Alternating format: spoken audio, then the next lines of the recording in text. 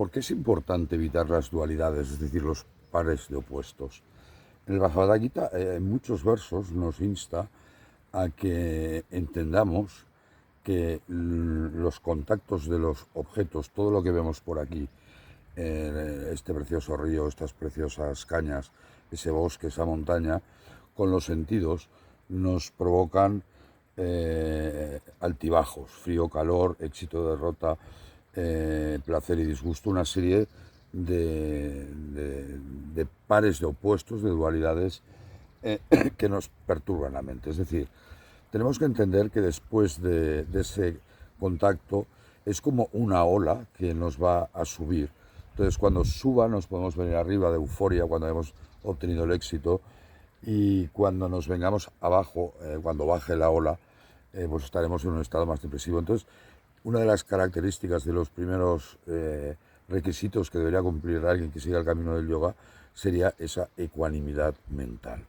Y eso es importante tenerlo y debemos entenderlo porque debemos aceptar igualmente el éxito como el fracaso, el frío como el calor, la victoria como la derrota. Y eso se consigue practicando. Lo tenemos que incorporar ese concepto en nuestra práctica, en nuestra práctica diaria, y poco a poco lo vamos a conseguir.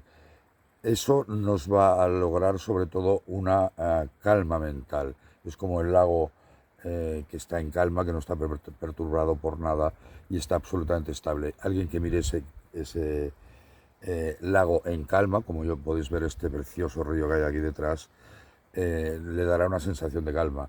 Si ahora viene una tormenta, si ahora baja mucha agua por el río, si vienen olas enormes en el lago, alguien que lo mire notará un estado de tensión y de ansiedad. Y eso es igual con las personas. Entonces, alguien que esté sometido a la tiranía de los polos de opuestos, primero va a ser él el que su mente no sea capaz de ser estable. Si uno no es estable, es difícil discernir entre lo que es correcto y lo que no, lo que tenemos que hacer o lo que tenemos que hacer y mil cosas más. Pero no solo eso, yo creo que es importante también. Si uno no tiene una mente estable, uno sube, baja, esos cambios de opiniones frecuentes, va a perturbar a todo el que esté cerca de él. Es decir, si tú estás con alguien que en la victoria se va hacia arriba, pues te genera alegría, pero cuando entre en depresión te va a generar un problema. Entonces, esa ecuanimidad mental es buena no solo de cara a nosotros, sino sobre todo de cara a los demás, a nuestras interacciones con los otros. También habría que decir una cosa, aquí en la naturaleza es precioso y es precioso, yo estoy enamorado, ya sabéis, de la naturaleza.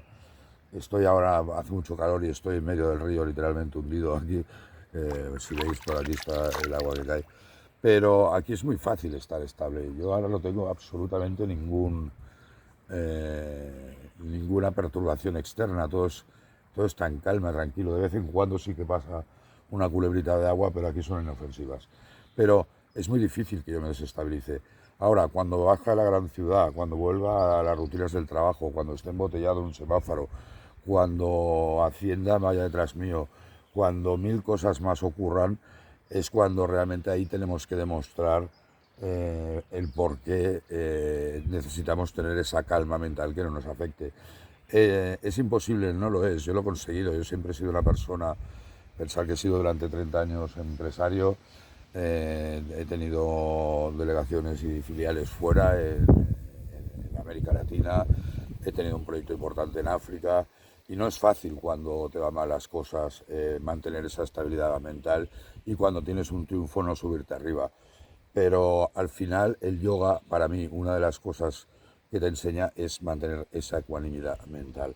Y por eso es tan importante que en el Bhagavad Gita, primero Krishna nos habla de la filosofía Sankhya, que es básicamente descubrir que somos, el hombre real es el alma y no el cuerpo, que es el hombre aparente, ¿no? Pero ya justo después, antes de empezar el Karma Yoga, ya nos explica el yoga de la ecuanimidad y dice el contacto de los sentidos, de la vista, el ojo, el oído, nuestros cinco sentidos, con los objetos, con todo lo que vemos, con todo lo que interactuamos en esta vida, traen frío y calor, éxito y derrota, victoria, placer y dolor. Y nos dice, son transitorios, y esto nos lo tenemos que grabar en nuestra mente. Son transitorios, tal como ha venido esa ola que sube, se irá. Y eso es lo que tenemos que ser conscientes y grabárnoslo a fuego en nuestra mente. Entonces, por tanto, Krishna nos dice, bueno, eso que ha venido va, pero vendrá, son transitorios, por lo tanto, nos dice, sopórtalo.